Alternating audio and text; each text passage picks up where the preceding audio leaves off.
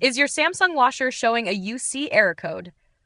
This indicates an issue with the voltage supply, either too high or too low. Let's troubleshoot step by step.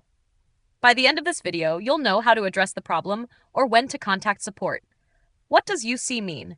The code signals an irregularity in the electrical current supplied to the washer.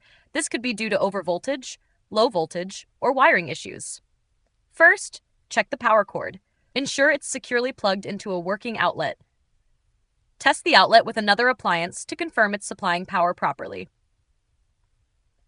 Next, inspect the PCB and wire harness. Look for visible damage, loose connections, or burnt components. If you're not comfortable checking these yourself, consult a professional technician. If the issue persists, reset the washer. Unplug it for 5 to 10 minutes to clear temporary glitches. This also allows the system to recalibrate after voltage fluctuations. For low voltage issues, ensure your home's electrical system is stable. Use a voltage stabilizer if your area experiences frequent power surges or drops. Still stuck? Links for the user manual and customer support are available in the video description.